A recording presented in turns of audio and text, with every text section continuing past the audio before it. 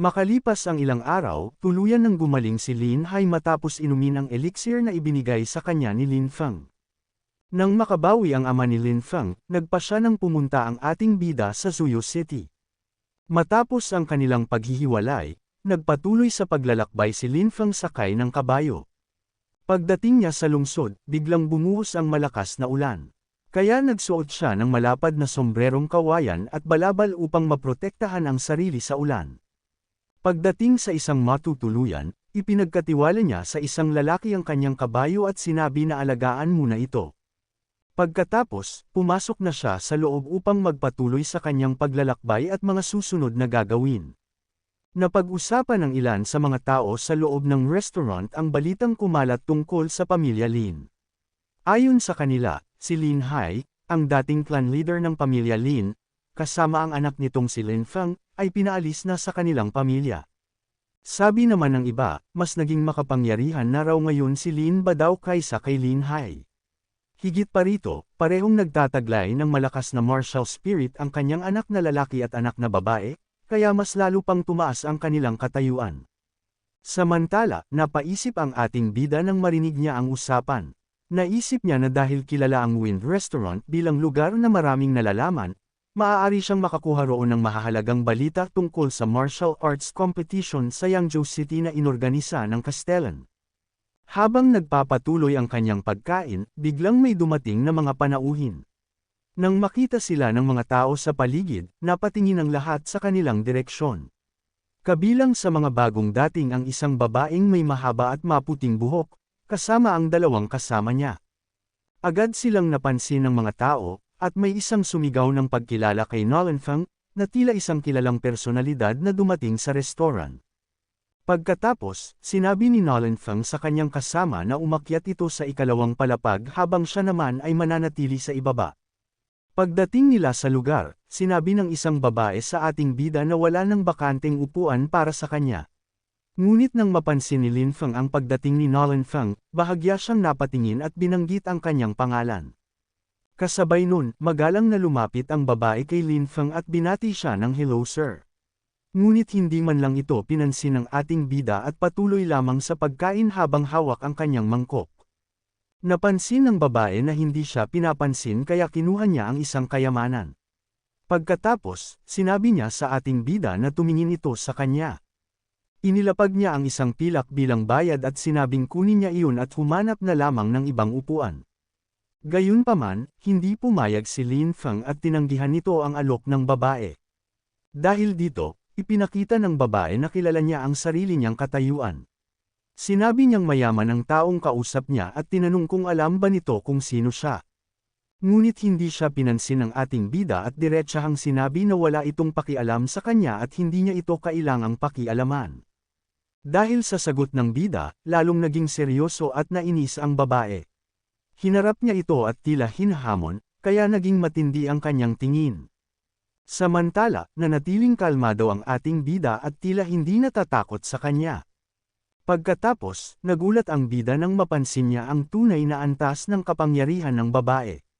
Napansin niyang ang babae ay nasa ikawalong antas ng preliminary martial spirit.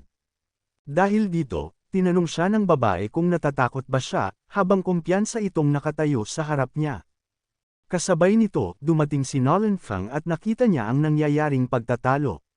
Pinagsabihan niya si Lady Lin at sinabing itigil na nito ang kanyang ginagawa. Pagkatapos, humingi siya ng paumanhin sa ating bida at ipinaliwanag na ganoon talaga ang ugali ng kanyang kasama. Samantala, napansin ni Lin Feng na parang magmaster at disciple ang mga asta ng mga ito. Dahil hindi sila tinatanggap sa lugar, sinabi ni Nolan Feng na humanap na lamang sila ng ibang upuan. Habang naghahanap sila ng mauupuan, isang lalaki ang lumapit kay Nolan Feng. Sinabi nitong hindi makatwiran ng ating bida at hinangaan niya ang pagtitimpi ni Nolan Feng. Inanyayahan niya si Nolan Feng na umupo sa kanilang lugar kung nais niya. Tumanggo naman si Nolan Feng at nagpasalamat sa kanyang alok. Habang kumakain si Lin Feng, napansin ng mga tao na hindi niya pinansin si Nolan Feng. Nagtaka sila kung sino siya at sinabing maging si Lady Lin ay hindi niya pinansin. Para sa kanila, napakasama ng ugali ng ating bida dahil tumanggi siyang makipag-usap at hindi siya nagpakita ng respeto sa kanilang inaasahan. Ngunit walang pakialam ang ating bida sa kanilang mga sinasabi. Patuloy lamang siyang kumakain at ipinakita niyang hindi siya basta nagpapasakop sa isang tao dahil lamang sa pangalan, kayamanan o katayuan nito. Samantala, kinausap ng isang lalaki si Nolan Feng at hinikayat siyang makipag-usap sa kanya. Ngunit sinabi ni Nolan Feng na hinihintay niya si Lady Lin at kailangan niya itong puntahan. Nang dumating si Lady Lin, nabanggit na siya ay si Lin Chin mula sa pamilya Lin. Sina Lady Nolan at Lady Lin ay kilala bilang dalawang pinakamagagandang batang babae sa Yangzhou City, kaya maraming tao ang interesado sa kanila. Hindi nagtagal, dumating si Nolan Hai. Sinabi ng kasama ni Lady Nolan kay Nolan Hai na ang ating bida ang lalaking dapat niyang turuan ng leksyon. Habang pinag-uusapan siya, hindi pa rin natinag ang ating bida at patuloy lamang na kumakain na para bang walang nangyayari. Tiningnan siya ni Nolan Hai at napansin ang kanyang pagiging kampante. Dahil dito, malamig niyang sinabi na ang ating bida ay tila isang taong naghahanap ng kamatayan. Lumapit pa siya lalo kay Lin Feng at hinangaan ang pagiging kalmado nito kahit alam niyang may naghihintay sa kanya na malaking panganib. Agad naman siyang sinabihan ni Lady Lin na tigilan na ang pagsasalita at bugbugin na lamang ito. Sumang-ayon naman si Nolan Hai. Ngunit walang pakialam ang ating bida, at patuloy lamang siya sa pagkain hanggang sa bigla niyang inilapag ang kanyang chopsticks at nagtanong kung tapos na ba si Nolan Hai. Ngunit sa hindi inaasaang pagkakataon, bigla na lamang pinagpawisan ng malamig si Nolan Hai, dahil nakilala nito ang ating bida na si Lin Feng. Pagkatapos nito, tumayo si Lin Feng at dahan-dahan niyang inalis ang kanyang sombrero. Sa sandaling makita ni Nolan Hai ang mukha ng ating bida, bigla itong napaatras dahil tila labis siyang nagulat sa kanyang nakita. Kasabay nun, biglang sinabi ni Lady Lin kay Nolan Hai na bugbugin na nito ang ating bida. Ngunit bago pa siya makagawa ng anuman, sinabi ni Lin Feng na lumayo siya. Lalong nagalit ang babae at sinabi niyang siya na mismo ang haharap sa ating bida. Ngunit agad siyang pinigilan ni Nolan Hai. Hinawakan niya ito at sinabi na tumigil na at umalis na sila. Nagulat si Lady Lin at tinanong si Nolan Hai kung ano ang ginagawa nito. Gayunpaman, hindi siya pinakinggan ni Nolan Hai at hinayla siya palayo. Sinabi ng ilan na hindi sila makapaniwala sa kanilang nasasaksihan. Nagtataka sila kung sino ang batang lalaking iyon at kung bakit tila natatakot si Nolan Hai sa kanya. Para sa kanila, kakaiba dahil mukhang napakalakas o napakadelikado ng taong kaharap nila. Dahil dito, hinarap ni Lady Lin si Nolan Hai at hiniling na ipaliwanag nito kung ano ang nangyayari. Mabigat na sinabi ni Nolan Hai na ang lalaking iyon ay si Lin Feng. Nang marinig ito ni Lady Lin, agad niyang minura si Lin Feng at hindi makapaniwala na siya pala ang taong kaharap nila. Agad namang nagalit si Nolan Hai sa sinabi niya at tinanong kung gusto ba nitong mamatay. Ipinakita niyang seryoso siya at alam niyang hindi dapat maliitin si Lin Feng. Pagkatapos, ipinaliwanag ni Nolan Hai kung bakit siya natatakot kay Lin Feng. Ayon sa mga balita mula sa Castellan, noong naganap ang taunang paligsahan sa martial arts ng pamilya Lin noong nakaraang araw, muntik nang mapatay ni Lin Feng si Lin Hong, na nasa antas ng Vantage Martial Spirit. Kung hindi na magitan ng Supreme Elder, tuluyan sanang mapapatay ni Lin Feng si Lin Hong.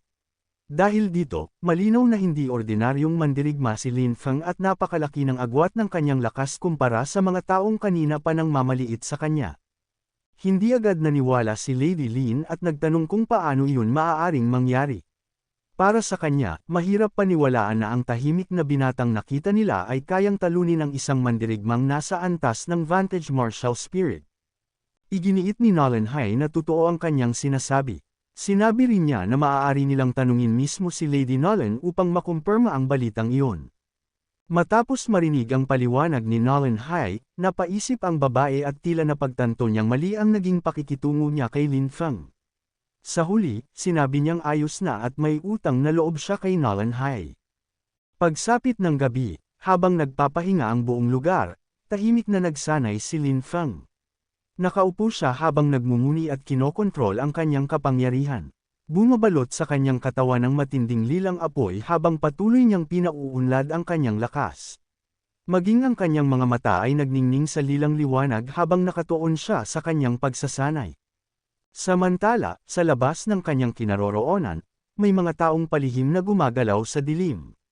Nakasuot sila ng mga damit na pantago at tinatakpan ang kanilang mga mukha. Maingat silang gumapang at dumaan sa mga damuhan upang hindi mapansin. Isang lider ang tahimik na nagbigay ng utos na umalis na. Agad namang sumunod ang kanyang mga kasamahan at sabay-sabay silang gumalaw patungo sa kanilang pakay.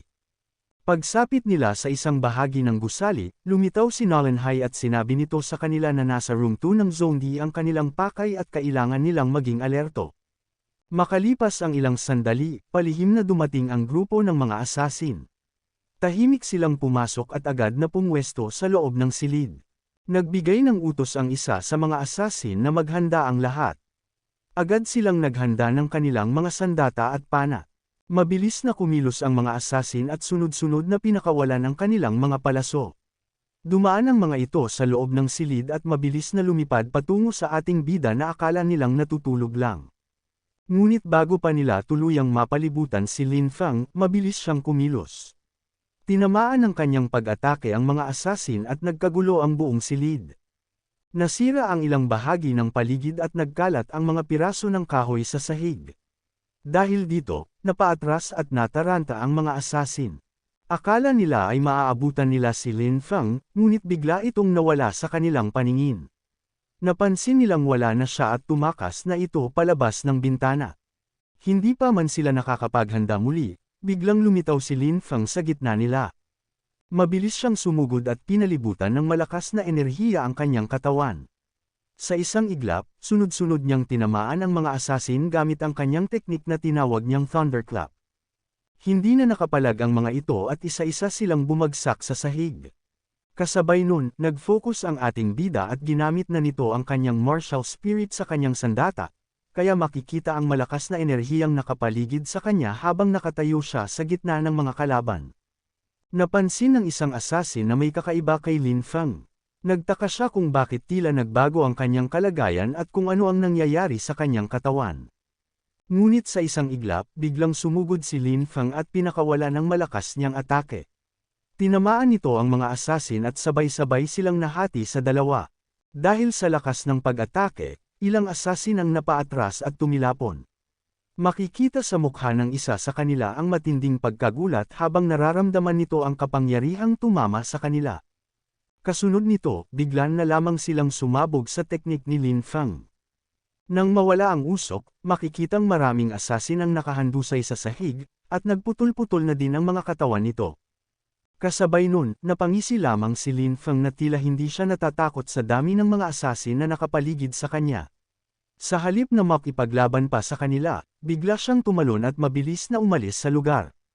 Nang makita ito ng leader ng mga asasin, agad nitong ikinuyom ang kamao at nagbigay ng utos sa kanyang mga kasama na habulin si Lin Feng. Agad namang kumilos ang mga asasin. Tumalon sila mula sa bubong at mabilis na hinabol ang ating bida sa gitna ng gabi. Habang nakatingin ang leader ng mga asasin sa direksyong tinakbuhan ni Lin Feng, malinaw ang banta sa kanyang mukha. Para sa kanila, ang taong tumatakbo palayo ay hindi nila basta hahayaang makatakas. Nang gabing iyon, patuloy na tumatakbo si Lin Feng sa ilalim ng maliwanag na buwan. Habang humahakbang siya, tumatalsak ang tubig sa kanyang mga paa dahil mabilis ang kanyang paggalaw. Sa isang maliit na panel, makikitang may isang kamay na naghahanda ng sandata mula sa gilid ng bubong. Kasunod nito ay makikita ang matalim na tingin ni Lin Feng na tila nakaramdam ng panganib. Mabilis siyang gumalaw sa ibabaw ng mga bubong at naiwasan nito ang palaso. Napansin niya na napakalakas ng taong nagpapaputok ng palaso dahil ang lakas nito ay halos katumbas ng isang martial realm. Samantala, isang asasin ang nakapwesto at naghahanda ng kanyang pana. Pinakawalan niya ang isang palaso patungo kay Lin Feng. Mabilis na dumaan ang palaso sa kanyang tabi, ngunit agad itong napansin ni Lin Feng at umiwas siya bago siya tamaan. Habang patuloy siyang tumatakbo, naramdaman niyang nauubos na ang kanyang lakas. Napansin niyang hindi niya maaaring ipilit ng matagal ang kanyang katawan dahil tuluyan siyang mapapagod kung magpapatuloy siya sa ganoong bilis. Pagkatapos ay narinig niya ang ingay mula sa kagubatan. May gumagalaw sa mga puno at agad niyang napansin ang paparating na panganib. Sa kabilang panig, sinabi ng leader ng mga assassin na huminto muna ang iba, habang ang isa naman ay patuloy na nakahawak sa kanyang sandata at nagmamasid. Pagkatapos nito bigla na lamang sumulpat ang ating bida sa harap ng mga assassin. Mabilis siyang sumugod at agad na hinarap ang isa sa kanila bago pa ito makapaghanda. Kaya sa isang iglap, naputol nito ang ulo ng assassin nang walang kahirap-hirap. Samantala, nanatiling kalmado si Lin Feng habang nakapalibot sa kanyang katawan ang kanyang bagong kapangyarihan na parang apoy. Hindi nagtagal, lumitaw sa harapan niya ang isang grupo ng mga assassin. Sa gitna ng grupo ay naroon si Nolan Hai na nakasuot ng malaking sombrero at may hawak na pamaypay. Tinawag naman ng ating bida si Nolan Hai at sinabi niyang iilan lamang na pamilya sa Yangzhou City ang may napakaraming bihasang mandirigma. Ngunit nagtataka siya kung paano nagawang magpalipat-lipat ni Nolan Hai ng napakaraming tauhan. Sinabi rin ni Nolan Hai na ayon sa sinasabi ng mga tao, ang anak ng isang dakilang master ay isang walang silbing tao. Ngunit para sa kanya, si Lin Feng ay isang talento at mayroon itong napakahusay na potensyal. Gayunman, sinabi niyang sa kasamaang palad ay may hangganan din ang kakayahan ng isang tao. Tumingin si Lin Feng kay Nolan Hai at tinanong kung ano ang ibig niyang sabihin sa sinabi niyang kapaspalad. Ngumiti lamang si Nolan Hai at ipinaliwanag na kahit isa pa siyang henyo, walang sino man ang makababalik sa mga patay at ang mga patay ay mananatiling patay. Sinabi naman ng ating bida na matagal nang may galit sa kanya si Nolan Feng dahil sa isang maliit na bagay. Dagdag pa niya, ang mga tauhan nito ay ipinadala sa kanya ng gabing iyon upang patayin siya. Nagsalita naman ang isa sa mga tauhan ni Nolan Hai at sinabi na may marangal na katayuan si Prinsesa Nolan at hindi ito dapat bastyusan. Dahil dito, sinabi ng assassin na karapat-dapat lamang mamatay si Lin Feng dahil sa ginawa niyang kawalang respeto kay Prinsesa Nolan.